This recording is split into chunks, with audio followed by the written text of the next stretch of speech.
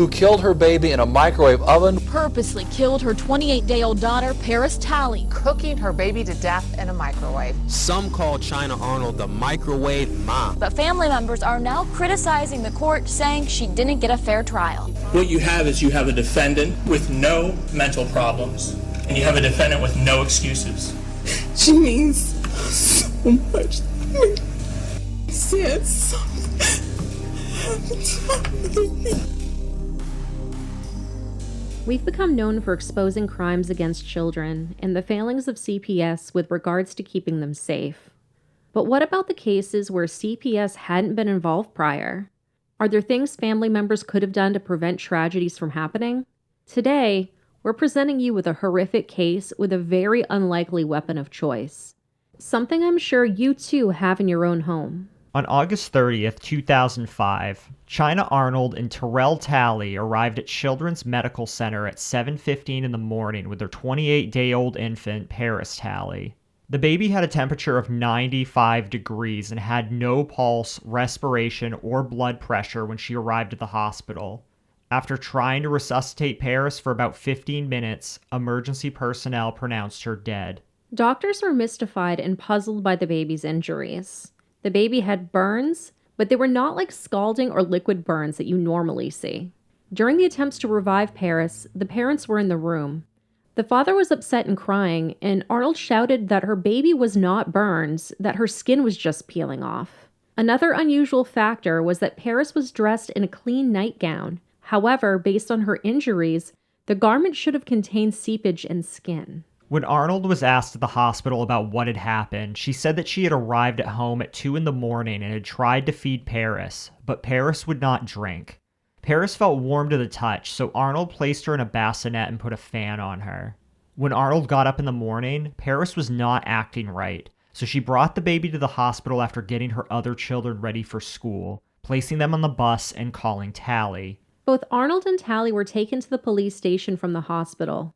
Contrary to her earlier statement, Arnold said during her police interview that she arrived home at 9:30 or 10 p.m. that evening and had been sleeping in the living room with Paris on her chest. When Paris's crying woke her around 2:30 that morning, she heated a bottle in the microwave and fed her. After changing the baby's diaper, she lay down on the couch and put Paris on her chest and went back to sleep.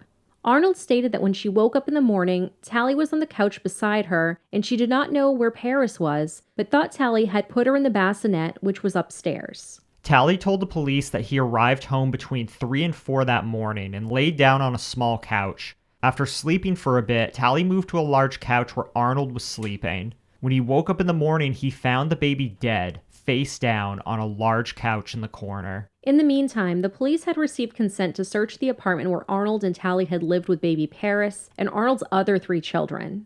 Prior to the search, the police knew that Paris had been burned, but they did not know the cause of the burns. During the search, detectives learned from the coroner that the burns had been caused by some sort of thermal injury.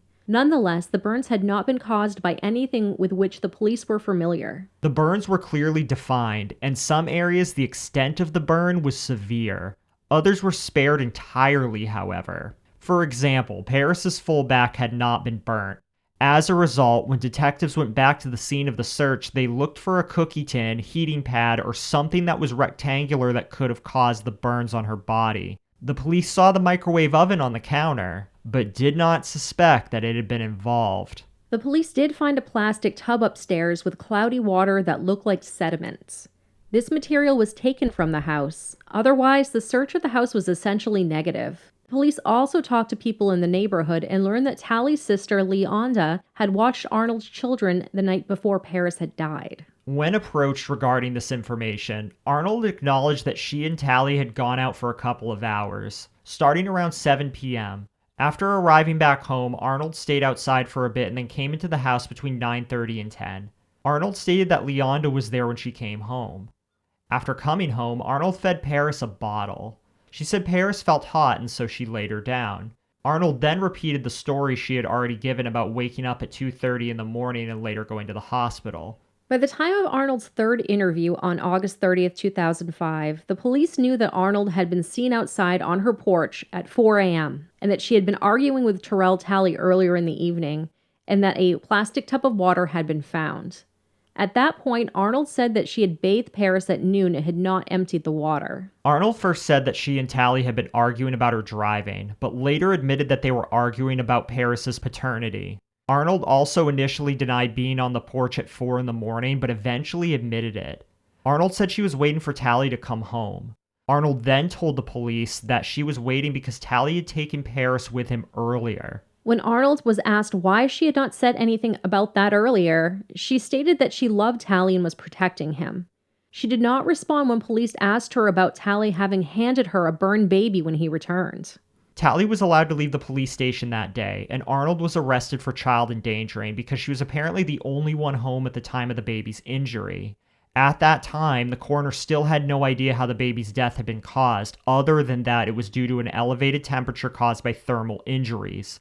Arnold was released from jail a few days later. In early 2006, the coroner became aware of children that had been allegedly injured in microwave ovens, and of microwave experiments that had been done on pigs that were about the same size as a small baby. The coroner was alerted to a case in Virginia in which an infant had been found deceased inside of a microwave. Upon investigation, the coroner discovered that the burns in the two cases were very similar. Subsequently, on May 18, 2006, the police returned to 415 Hall Avenue, where Arnold and her family had been living at the time of Paris's death. Although the apartment had been abandoned, the microwave oven was still there. After testing was conducted, an examiner from the Miami Valley Crime Lab found a partial DNA profile from the ceiling of the microwave oven that matched Paris. Arnold was excluded as a source of the DNA. The coroner also tested the microwave oven and concluded that a baby of Paris's size could fit in it. In addition, the coroner concluded that burn patterns on Paris were consistent with the heating element in the oven, which was located on the dome or roof of the inside part of the oven. According to the coroner, Paris was placed on her back and was faced up towards the heating element. The coroner concluded that Paris died no earlier than 1 a.m. and not significantly later than 3 a.m. on August 30th, 2005.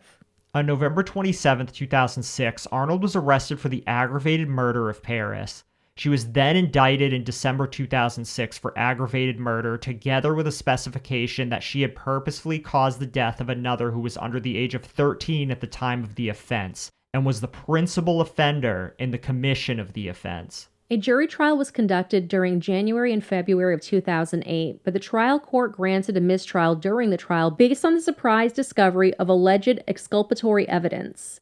The newly discovered evidence was based on allegations that Arnold's nephew had placed the baby in the microwave oven and had turned it on. The case was retried in August of 2008, and the defense presented testimony from an 8-year-old boy who stated that he saw Arnold's nephew put the baby in the microwave oven and turn it on. The trial court precluded the defense from calling 2 additional witnesses who would testify that Arnold's nephew had told them that he placed the baby in the microwave. At the conclusion of the evidence, the jury found Arnold guilty, but deadlocked during the sentencing phase.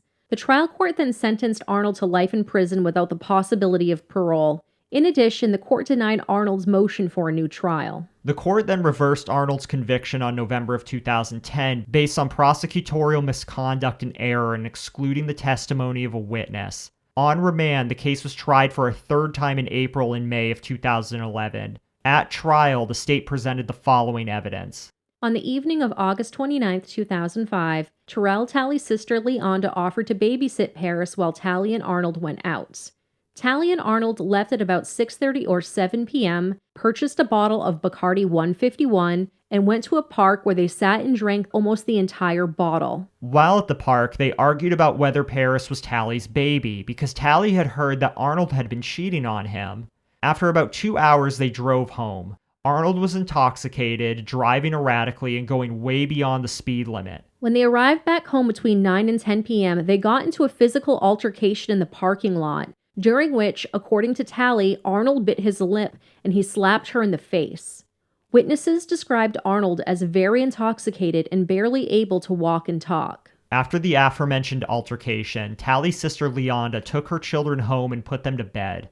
In the meantime, Talley went with a next-door neighbor named Jason Struff to a nearby apartment called The Bootleg to buy some beer. Talley and Struff then came back and drank the beer on Struff's porch. When Leonda came back outside, she saw Arnold attempting to drive away in the car. Leonda told Arnold that she was too drunk to drive and took Arnold to get cigarettes. On the way back, Arnold asked Leonda to stop the car because she thought she was going to vomit. They returned about 40 minutes later after they left, and Arnold went into her own house. Subsequently, Talley went into an apartment called The Spot, where he and another individual normally sold drugs. Talley stayed at the spot until 5:30 or 6 in the morning when he returned to Arnold's apartment. The state presented evidence that Paris was alive and fine at various intervals during the time that Leonda babysat and after they came home from the cigarette run.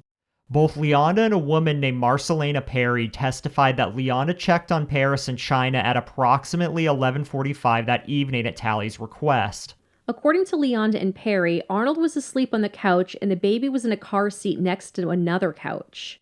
After checking on Paris, Leonda locked the house and took the house keys to Talley at the spot. According to Leonda, Paris was sleeping and she did not see any injuries. Nothing was wrong with Paris at the time, which was around midnight. As was indicated, Arnold told the police that she last saw Paris alive around 2:30 in the morning when Paris woke her. Again, Arnold claimed that she had fed Paris, had changed the baby's diaper, and had gone back to sleep. At trial, the state presented evidence that the time of death was between 1 and 3:15 in the morning, and that Arnold was seen outside on her porch at around 4 in the morning, as well as that Paris's DNA had been found in the microwave oven, and that Paris's DNA was the source of a translucent material or suspected skin found in the plastic tub. In addition, the state presented evidence from 2 women who were housed with Arnold in jail during an altercation in which one of the inmates called Arnold a baby killer.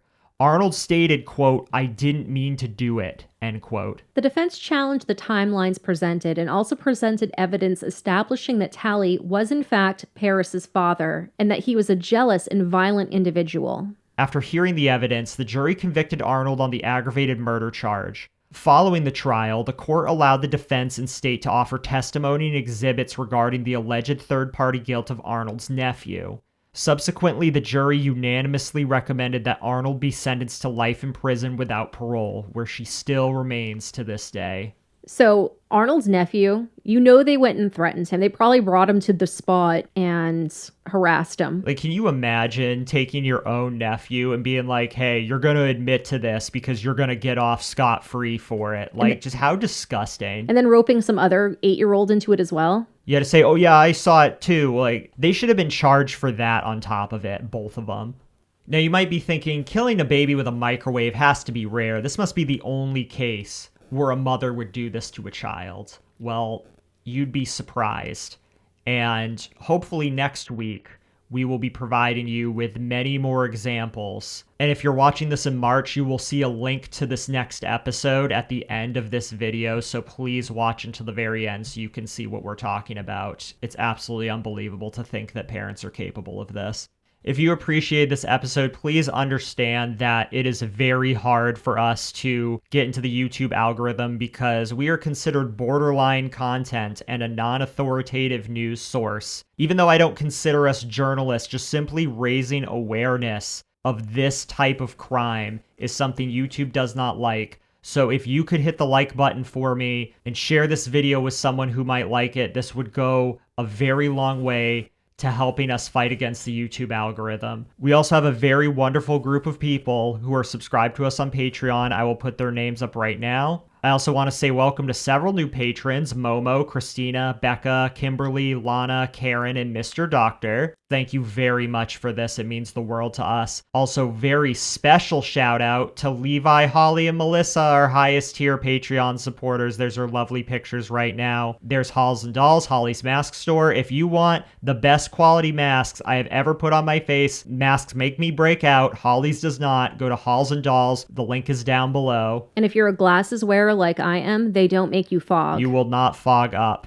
And if you too want to subscribe to us on Patreon, patreon.com/themiserymachine, you get access to all of our secret episodes, you get access to our secret Discord and Snapchat groups, and you may even get a postcard. Haunted one. Patreon.com/themiserymachine. But until next week, we love you. We love you. Bye. Bye.